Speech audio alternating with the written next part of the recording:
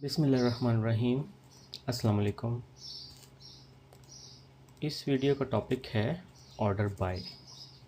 तो हम आज देखेंगे कि एसक्यूएल सर्वर के अंदर ऑर्डर बाय हम कैसे यूज़ करते हैं और किस तरह से हम अपने डेटा सेट को अरेंज कर सकते हैं असेंडिंग ऑर्डर में या डिसेंडिंग ऑर्डर में। उसको हम अपनी मर्ज़ी के कॉलम्स बताएंगे। तो ये इसके टेबल ऑफ कंटेंट्स हैं। स्टार्ट करते हैं जी। सबसे पहली स्लाइड है ऑर्डर बाय और फिर हम आगे इसको यहाँ से स्टार्ट करते हैं। वाइड वर्ल्ड इंपोर्टर्स एक सैम्पल डीबी है माइक्रोसॉफ्ट की, इस पे आज हम क्यूरी करेंगे।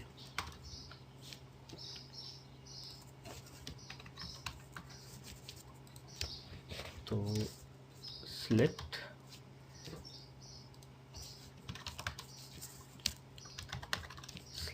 Static from application. अच्छा, इसके अंदर ये टेबल्स आ रहे हैं तो हम ये एप्लीकेशन का जो स्कीमा है इसके अंदर ये पीपल वाले टेबल को क्यूरी करने लगे हैं। Application dot people. पहले सिर्फ इस डाटा को देखते हैं। इसमें आ रहा है पर्सन आईडी, ठीक है। अभी ये अरेंज हुआ हुआ है 1 2 3 के साथ, जब अरेंज असेंडिंग ऑर्डर में नज़र आ रहा है। फिर फुल नेम है, फिर प्रेफर्ड नेम और फिर सर्च नेम, ठीक है। Is permitted to log in, कि ये लॉग ऑन कर सकता है कि नहीं कर सकता, इसका ईमेल आईडी बना हुआ है कि नहीं, ठीक है। इसके अलावा इसका पासवर्ड जो है वो इंक्रिप्टेड फॉर्म में, ये एसक्यूएल सर्वर के इंक्रिप्टेड नहीं है, ये जो एप्लीकेशन है वहाँ से ही इंक्रिप्टेड आया है और एसक्यूएल सर्वर के लिहाज से ये इंक्रिप्टेड नहीं है। इसके लिए एक प्लेन टेक्स्ट है, ठीक है। इसके अलावा इसके अंदर और इन्फॉर्मेशन आ रही है, जैसे कि यहाँ पे जेसन भी लिखी हुई आ रही है। तो हम एसक्यूएल सर्वर में जेसन भी लिख सकते हैं। अभी इस वक्त तो ये प्लेन टेक्स्ट हमें लग रहा है, लेकिन अगर हम इसकी डाटा टाइप जेसन करें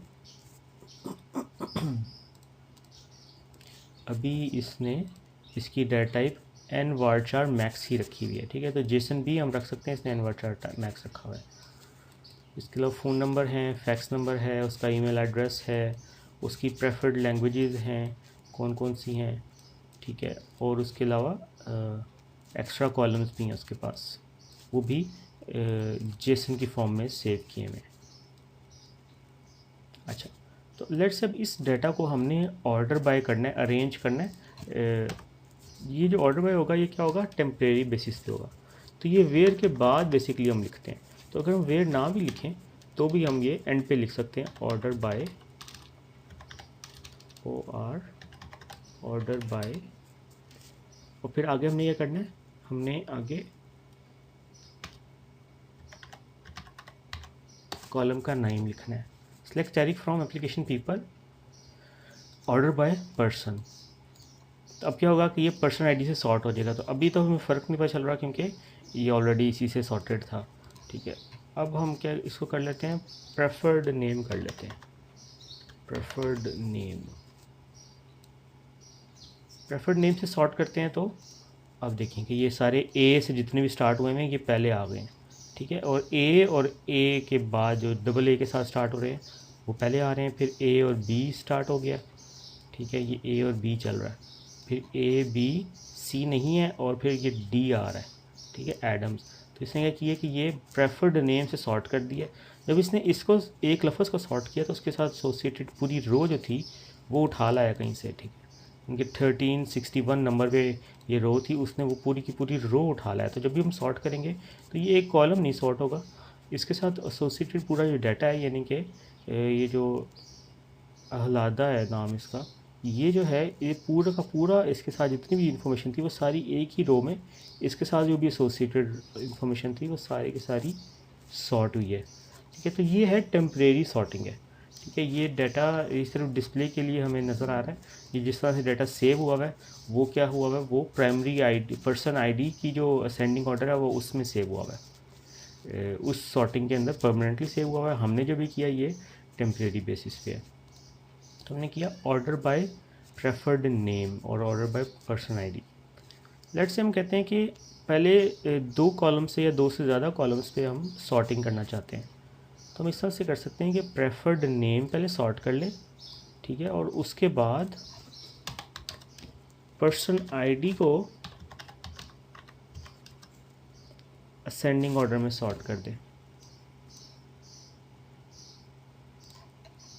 तो अभी क्या हो रहा है कि ए बी ये जो एबल है इसके अंदर ये जो 2316 आ रहा है सबसे पहले असेंडिंग में, फिर 3036 आ रहा है, फिर 3067 आ रहा है। तो ये पहले एक दूसरे सॉर्ट कर दिया, उसके अंदर फिर अब ये तीन जो है ना वो सॉर्ट कर रहा है। ठीक है, तो अब ये क्या हो रहा है कि पहले उसने प्रेफर्ड नेम सॉर्ट किया, फिर उसने पर्सन आईडी से सॉर्ट किया। अच्छा, अभी हम उसको सॉर्टिंग का कोई तरीका नहीं बता रहे, तो ये बाय डिफ़ॉल्ट क्या कर रहा है, असेंडिंग ऑर्डर में सॉर्ट कर रहा है। तो हम अगर कुछ नहीं बताते इसको कि ऑर्डर बाय किसी कॉलम से करना है और असेंडिंग में करना है या डिसेंडिंग डायरेक्शन में करना है, तो उसको बाय डिफ़ॉल्ट असेंडिंग में करेगा।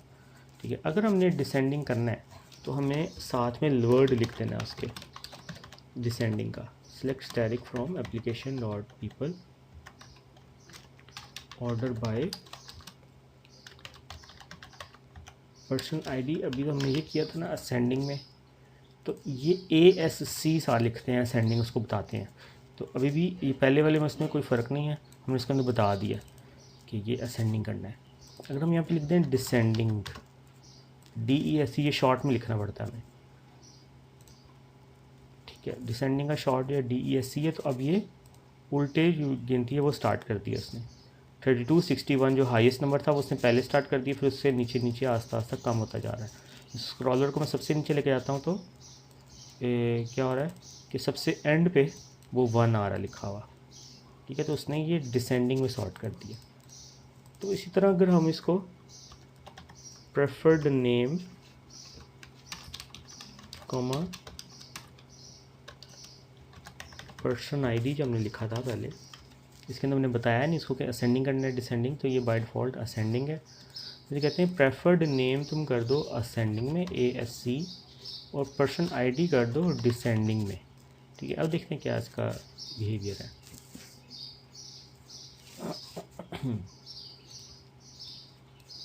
तब इसने क्या किया है कि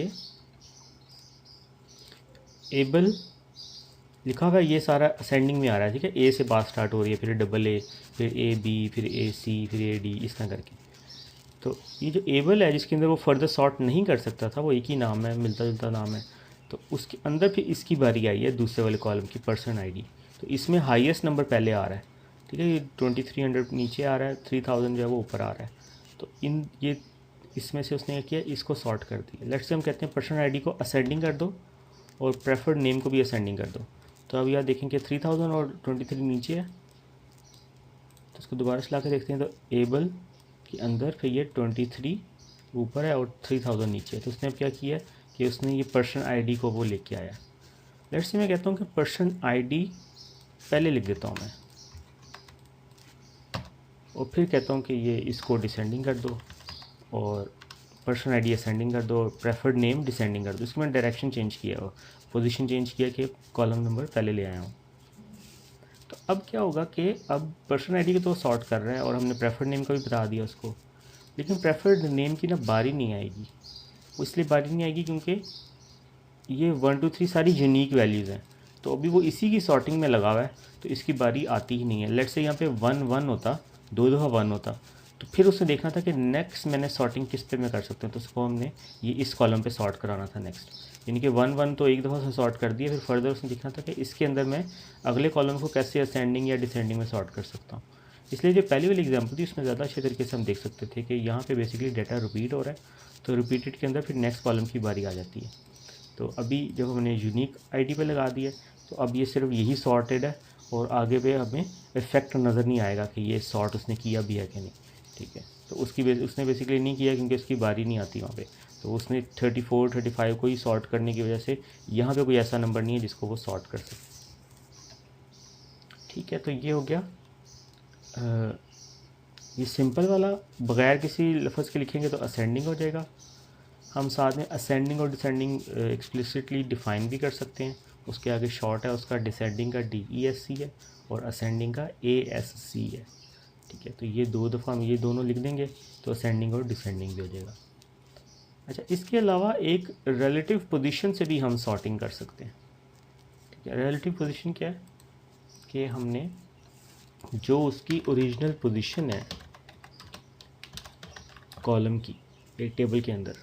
ठीक है, अभी अगर हम सेलेक्ट स्टैटिक फ्रॉम करते हैं एप्लीकेशन डॉट पीपल, तो ये जो भी स्टैटिक करने से जो कॉलम्स की जो सीक्वेंस आ रहा है कि पर्सन आईडी नंबर 1 पे आ रहा है, फिर फुल नेम आ रहा है, फिर प्रेफर्ड नेम आ रहा है, फिर सर्च नेम आ रहा है तो ये क्या है, ये इसकी ओरिजिनल पोजीशन है। तो हम इसको इस नंबर से भी सॉर्ट करवा सकते हैं। हम कहते हैं कि जो पहले नंबर पे कॉलम आ रहा है उससे सॉर्ट कर दो। तो where order by person ID की जगह हमने क्या लिखना है, 1 लिख देना है। तो पहले नंबर पे जो कॉलम है 1 का मतलब है फर्स्ट नंबर पे जो कॉलम है उसको असेंडिंग में सॉर्ट कर दो। तो उसने किससे सॉर्ट किया, इसने इससे सॉर्ट किया। हम इसे कहते हैं कि ये तीसरे नंबर पे प्रेफर्ड नेम जो है इससे सॉर्ट कर दो, तीसरे नंबर पे लिख देते हैं। तो अब देखेंगे ये उसने सॉर्ट कर दिया, इधर सॉर्टेड नहीं है पर्सन आईडी, ठीक है, ये सॉर्टेड है।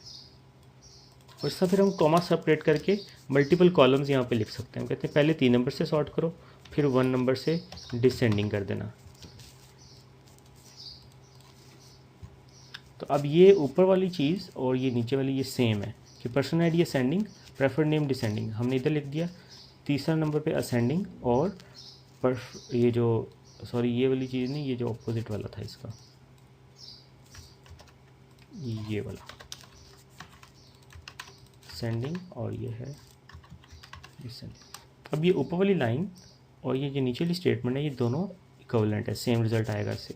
ये भी तीसरा नंबर है प्रेफर्ड, यहाँ पे हम 3 लिख दिया असेंडिंग, ये भी 3 है। पर्सन आईडी लिख दिया डिसेंडिंग और ये 1 आ गया डिसेंडिंग।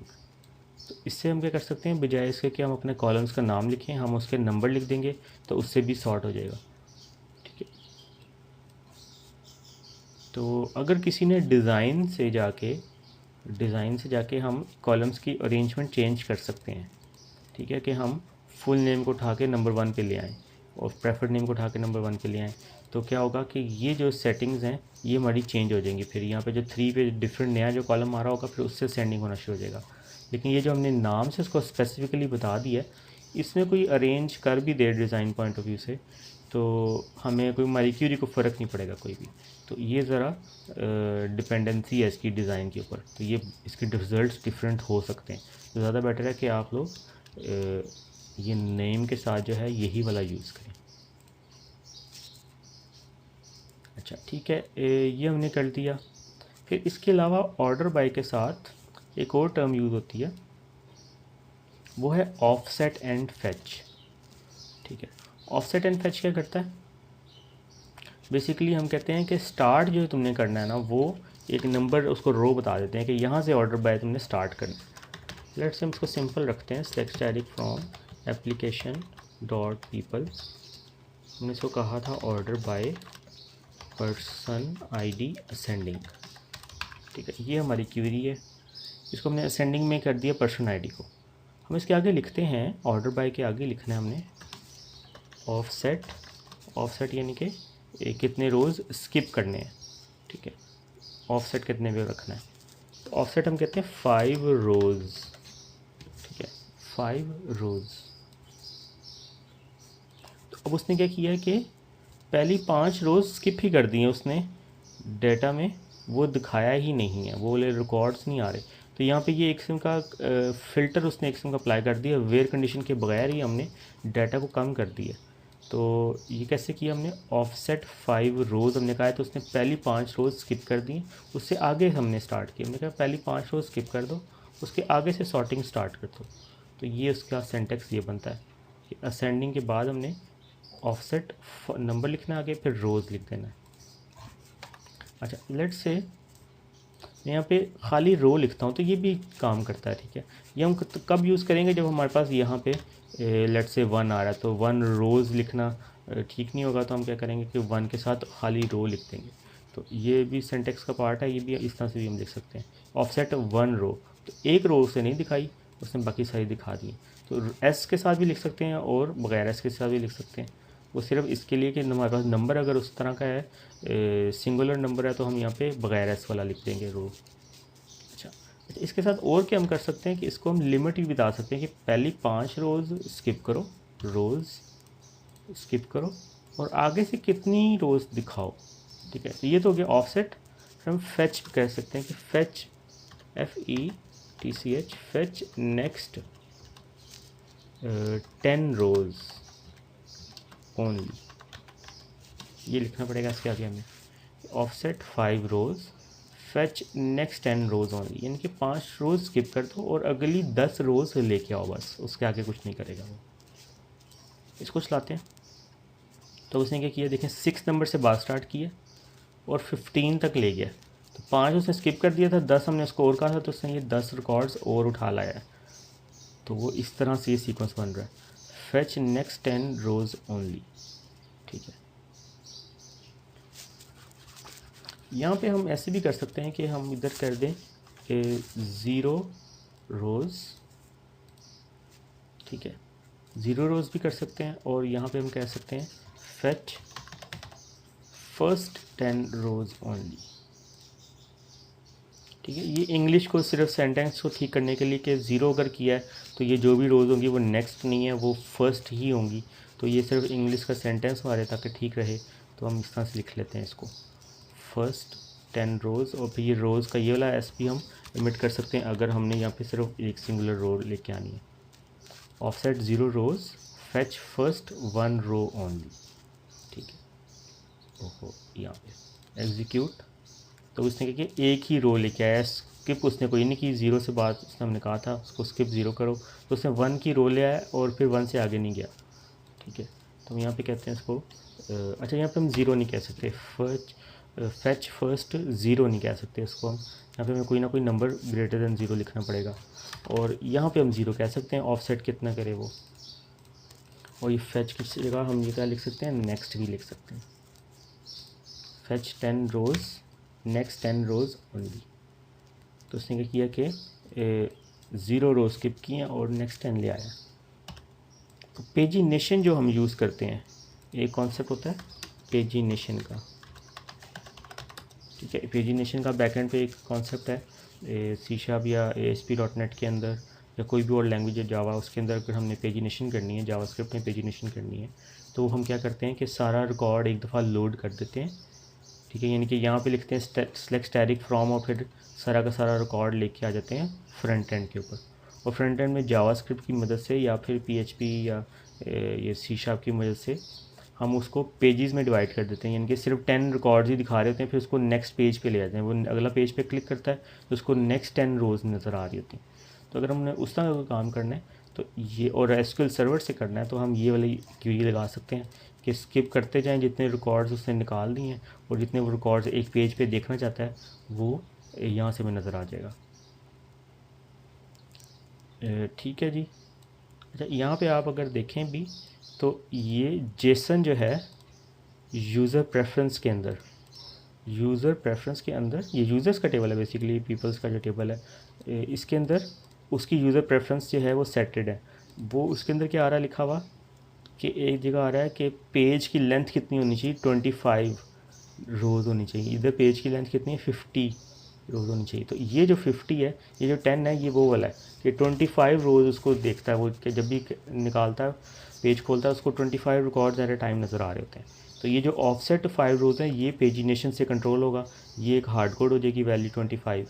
ठीक है, और ये 5 जो है वो पेजिनेशन से कंट्रोल होगा। पहला पेज के ऊपर जाना है कि दूसरे पेज के ऊपर जाना है, तो उसके मुताबिक वो कैलकुलेट कर लेगा कि अगर दूसरे पेज पे जाना है तो 50 रिकॉर्ड्स जो हैं स्किप करने, उसके बाद उसने ये 25 दिखाना है। या फिर अगर सेकंड पेज पे उसने दिखाना है तो खाली 25 स्किप करने, तो उसके बाद 25 नज़र आएंगे। तो ये एक यहाँ पे फॉर्मूला लगेगा। जब हम वेरिएबल्स करेंगे तो उस वक्त हम इसको चेक कर लेंगे कि वेरिएबल से यहाँ पे कैसे हम फॉर्मूला लगा के तो ये पेजिनेशन वाला कॉन्सेप्ट भी अपना कंप्लीट कर सकते हैं। अच्छा, तो ये था जी आज का लेक्चर। इंशाल्लाह नेक्स्ट से मुलाकात होती है। ओके जी, अल्लाह हाफिज़।